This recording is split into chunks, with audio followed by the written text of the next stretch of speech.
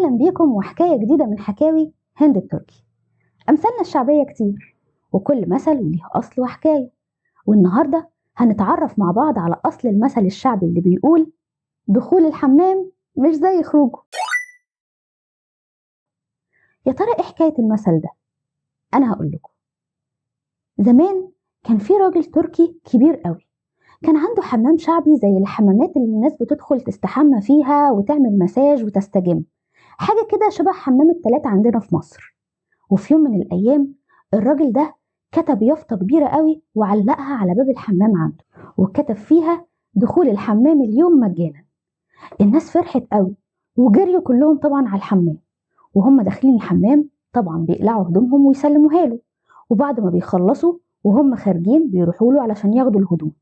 لما بيجوا يطلبوا منه الهدوم بيلاقوا الراجل بيرفض ويقول لهم لا، مش هسلمكم الهدوم غير لما تدفعوا الفلوس.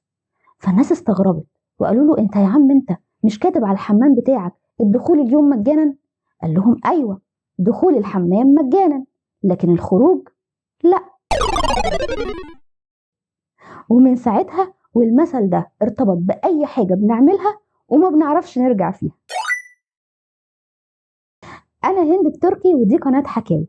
لو عجبكم الفيديو ما تنسوش تعملوا لايك وشير وسبسكرايب وتفعلوا الجرس علشان توصل لكم كل فيديوهاتي.